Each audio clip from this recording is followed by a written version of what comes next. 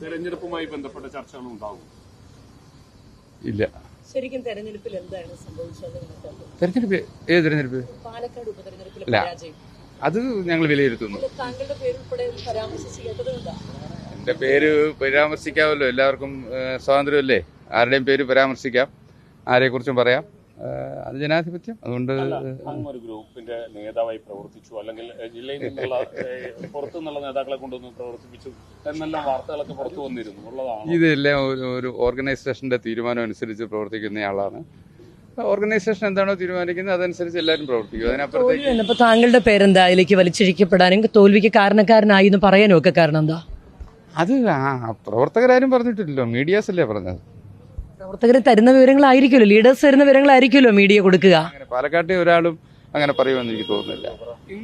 പാലക്കാട് സംഘടനാ തെരഞ്ഞെടുപ്പ് പ്രവർത്തനത്തിലുള്ള ഒരാളും പറയില്ല. ഇന്ന് സംഘടന പരാജയവുമായി ബന്ധപ്പെട്ട ഏതെങ്കിലും തരത്തിലുള്ള ചർച്ചകൾ ഉണ്ടാവുമോ? ഞങ്ങളുടെ ഈ 2026 ഞങ്ങളുടെ ലക്ഷ്യം. 26 തെരഞ്ഞെടുപ്പ് പ്രവർത്തനവുമായി ബന്ധപ്പെട്ട് 25 ലോക്കൽ ബോഡി ഇലക്ഷൻ, ഇതൊക്കെയുള്ള കാര്യങ്ങൾ ഭാവി എങ്ങനെ മുന്നോട്ട് കൊണ്ടുപോകണം, എങ്ങനെയാണ് വർക്ക് ചെയ്യേണ്ടത്, എങ്ങനെ വിജയിക്കണം എന്നുള്ളതിനെക്കുറിച്ചുള്ള ചർച്ചയാണ് കാര്യമായി നടക്കുന്നത്. മറ്റേതിനൊരു പ്രോസസ്സുണ്ട്. ജില്ലകളിലൊക്കെ വർക്ക് ചർച്ച ചെയ്തൊക്കെ വന്നിട്ട് സ്വാഭാവികമായി സംസ്ഥാന കമ്മിറ്റി ഉൾപ്പെടെയുള്ള ചർച്ച ചെയ്യും. ഒരു കാര്യം ചോദിച്ചോട്ടെ, പാലക്കാട് താങ്കൾ ആത്മാർത്ഥമായാണോ പ്രവർത്തിച്ചത്? ഈ വന്ന വാർത്തകളൊക്കെ വാസ്തവവിരുദ്ധമാണോ?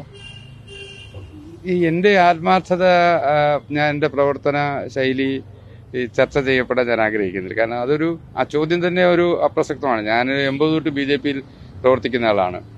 എൻ്റെ പാർട്ടി പ്രവർത്തനത്തിൻ്റെ ആത്മാർത്ഥത ഇന്നുവരെ അളക്കപ്പെട്ടിട്ടില്ല.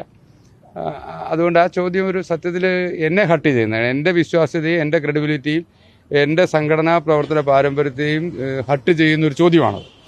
ഞാൻ ആരോപണം ഉയർന്നതുകൊണ്ടാണ് കേട്ടോ ചോദിച്ചത്. അങ്ങനെയൊന്നും ആരോപണം ഉയരാൻ ഒരു സാധ്യതയുമില്ല. അങ്ങനെ ആരോപണം ഉയരുകയില്ല. കാരണം ഞാൻ എന്താണ് ചെയ്യുന്നത്, എന്താണ് പ്രവർത്തിച്ചതെന്നുള്ള അവിടെയുള്ള എല്ലാവർക്കും അറിയാം. അതുകൊണ്ട് ആരോപണം ഇപ്പോൾ ആരെങ്കിലും ഉയർത്തിയിട്ടുണ്ടോ എന്നുള്ളത് സ്വാഭാവികമായി അവിടെ നിന്നൊരു ആരോപണം ഉയരാനുള്ള സാധ്യതയില്ല. ഈ വാർത്തകൾ മാധ്യമ സൃഷ്ടിയാണെന്നാണോ? ഞാൻ അങ്ങനെ വിശ്വസിക്കുന്നുള്ളൂ. കാരണം എൻ്റെ പാലക്കാട്ട് ഞാൻ നേരത്തെ പ്രഭാരിയായിരുന്നു, അവിടുത്തെ ഇൻചാർജ് ആയിരുന്നു.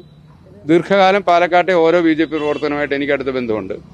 അതുകൊണ്ട് തന്നെ അവിടെ ഒരു പ്രവർത്തകനും എന്നെക്കുറിച്ച് അത്തരം ഒരു ആരോപണം ഉന്നയിക്കും എന്ന് ഞാൻ വിശ്വസിക്കുന്നില്ല.